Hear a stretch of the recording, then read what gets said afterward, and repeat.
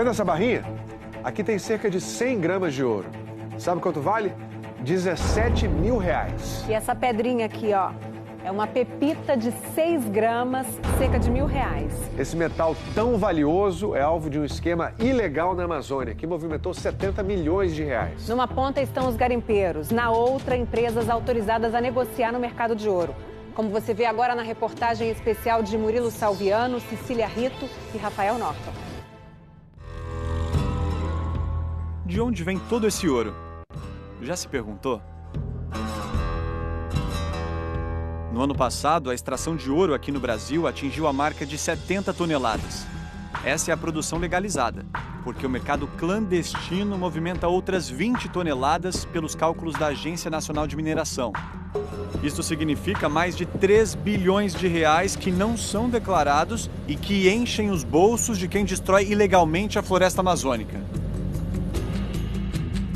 O Fantástico vai revelar agora como empresas credenciadas pelo Banco Central têm participado de um esquema criminoso que transforma ouro ilegal em legal.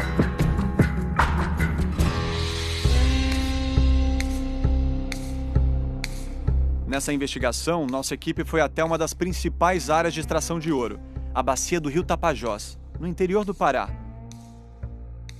Para chegar até lá, nada fácil. Foram 3 dias de viagem. Pegamos um avião até Santarém. Chegamos a Santarém, são 14 horas e 56 minutos.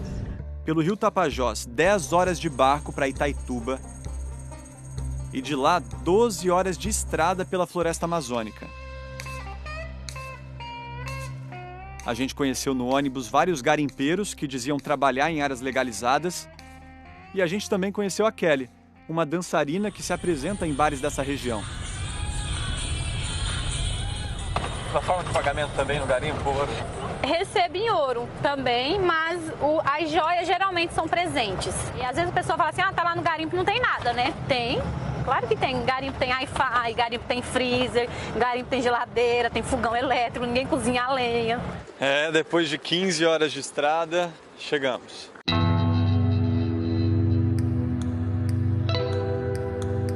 Aqui nessa nossa comunidade, nós temos uma média de 5.000 pessoas que moram aqui dentro, né? Que são todos garimpeiros. Nossa moeda corrente aqui, nossa economia aqui de dentro é ouro. Tem pagamento em ouro aqui? Tem. O pagamento em ouro depende de você, que nem você tem a tua cozinheira, você tem que pagar em ouro. Esses barulhos de aviões são o quê? Esses aviões aí, isso aí é tudo aviões que vão tudo para os garimpos para levar mercadoria, né? Nós temos mais de 30 pistas de avião aqui ao redor, né? Quase todas essas pistas são irregulares e são usadas para transportar mercadorias e garimpeiros pela floresta. Para nós o problema não é o garimpo é uma atividade econômica como qualquer outra. Ela é inclusive uma atividade econômica muito importante para a região. O problema é o garimpo ilegal.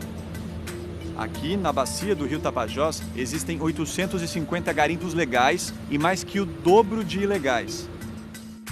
Por satélite, a Polícia Federal monitora as marcas deixadas por essa atividade na floresta. Porque a gente tem um curso d'água completamente degradado pela atividade garimpeira. E não tem nenhum garimpo legal ali? Não tem nenhum processo minerário autorizado na margem dessa área aí, né? Aqui no final a gente tem uma área autorizada, aqui no afluente dele você tem outras. Ou seja, a maior parte garimpo é legal? A grande maioria dos garimpos é ilegal, infelizmente, na região. São milhares de pontos de garimpagem clandestina, de modo que cada incursão dessa leva dias, recursos materiais e humanos, complexos para que se realize uma operação desse tipo. Ou seja, então, seria praticamente impossível fechar todos os garimpos ilegais que tem na região? Sim, praticamente impossível fechar todos. Está na lei que todo e qualquer brasileiro pode ter um garimpo. Mas para isso é preciso ter uma permissão de lavra garimpeira da Agência Nacional de Mineração. Assim que você entra com o pedido, essa área fica reservada para você. O grande desafio é conseguir uma licença ambiental, o que pode levar de 1 a 6 anos dependendo da área. E depois que tiver tudo regularizado, o dono tem que registrar o ouro que foi extraído. E tá aí o primeiro problema. 30% dos garimpos não declaram o relatório anual de lavras. Isso é uma das grandes dificuldades que nós temos, que as nossas multas elas são por força de decreto, decreto-lei. Então a nossa multa hoje é mais alta, não só para garimpo, mas também como até para uma grande mineração, como o desastre de Brumadinho ou de Mariana, nossa multa máxima é de R$ 3.500. O dono de um garimpo legalizado se compromete a recuperar as áreas devastadas. Aqui no Crepurizão, nós tentamos filmar esse trabalho de reflorestamento, mas a cooperativa de garimpeiros e os empresários procurados pela reportagem não toparam mostrar. Depois de 2 dias de negociação, um garimpeiro aceitou levar nossa equipe para conhecer uma área ilegal, mas sem aparecer nas imagens. E esse foi o cenário encontrado.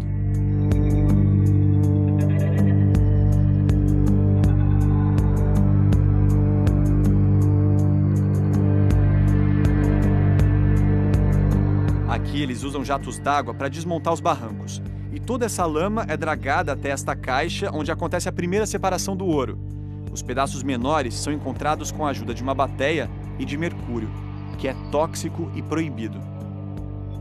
Todos esses rejeitos caem no rio Crepuri e chegam até o rio Tapajós.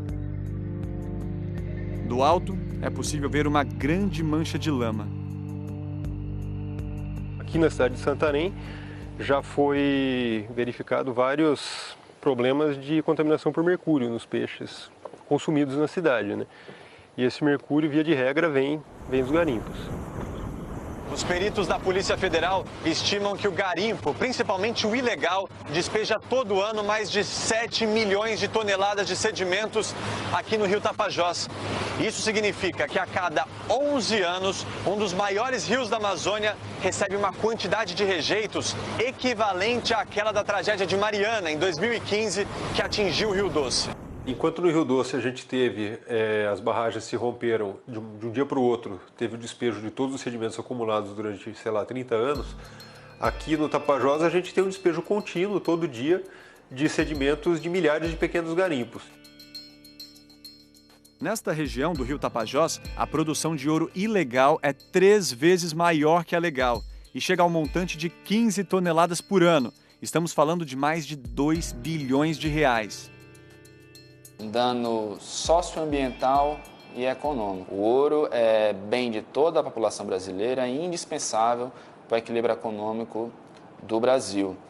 E está sendo retirado aos montes toneladas e toneladas de ouro da floresta amazônica sem nenhuma contraprestação à sociedade, tendo em vista que nem mesmo os tributos devidos são recolhidos. E essas irregularidades acontecem desde quando? Desde que o mundo é mundo, desde que o Brasil é Brasil.